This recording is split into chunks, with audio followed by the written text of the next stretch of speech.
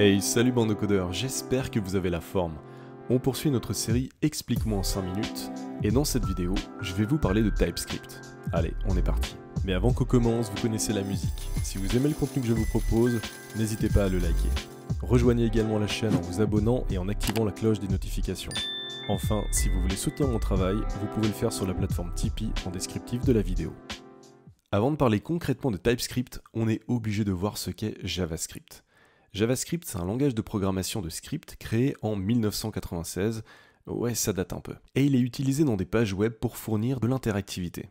Il est donc exécuté sur un navigateur. Le problème, c'est qu'avec le temps et les projets web qui peuvent se montrer de plus en plus conséquents, il peut être compliqué de maintenir et de travailler sereinement avec JavaScript. Le langage est dit faiblement typé, ça veut dire que JavaScript n'impose pas de restrictions strictes sur les types, et les erreurs de typage peuvent être difficiles à repérer pendant la phase de développement. Ces erreurs peuvent ne devenir évidentes qu'à l'exécution, ce qui rend le processus de débogage beaucoup plus complexe. Tout ça implique divers problèmes tels que la maintenance. Il est plus difficile de maintenir du code dans un contexte où les types ne sont pas clairement définis. La compréhension du code. La lecture du code peut être plus complexe car le type d'une variable n'est pas immédiatement évident. La détection tardive d'erreurs. Étant donné que les erreurs de typage ne sont souvent détectées qu'à l'exécution, eh bien ça peut entraîner des problèmes dans les environnements de production. Et pour tenter de pallier à ça, TypeScript a été créé en 2012 par Microsoft. TypeScript étend les fonctionnalités de JavaScript apportant une vérification du typage et détectant les erreurs avant l'exécution, ce qui améliore ainsi la maintenabilité. TypeScript va également aider à structurer le code avec notamment des interfaces et des classes pour faire de l'orienté objet. Au passage, si vous ne savez pas ce que c'est que l'orienté objet, je vous explique en 5 minutes les concepts, le lien s'affiche maintenant en haut à droite de la vidéo.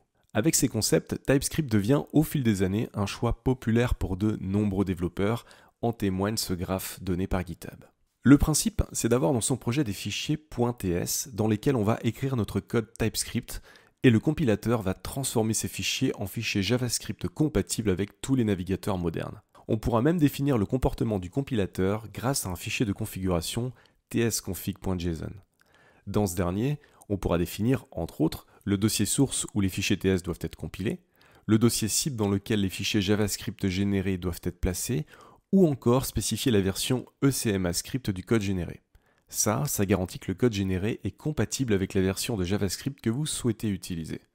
Voilà pour la partie explicative, et maintenant voyons voir ce que ça donne au niveau du code. On a à la racine de notre projet le fichier de configuration tsconfig.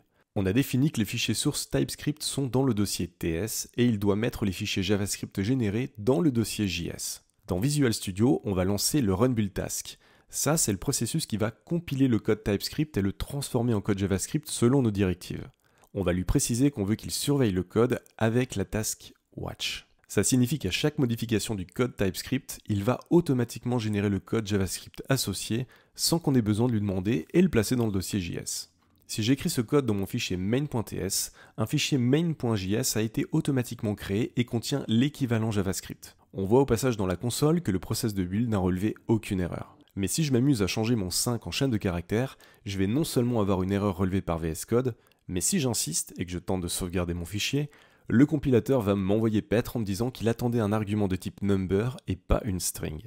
En TypeScript, déclarer des variables et des fonctions avec des types explicites renforce la robustesse de notre code. Ici, on voit que j'ai 3 variables de définies et que, après chacune d'elles, j'ai le type qui est écrit. Pour la première, on a number, la seconde, c'est un string, et la dernière, c'est une boolean.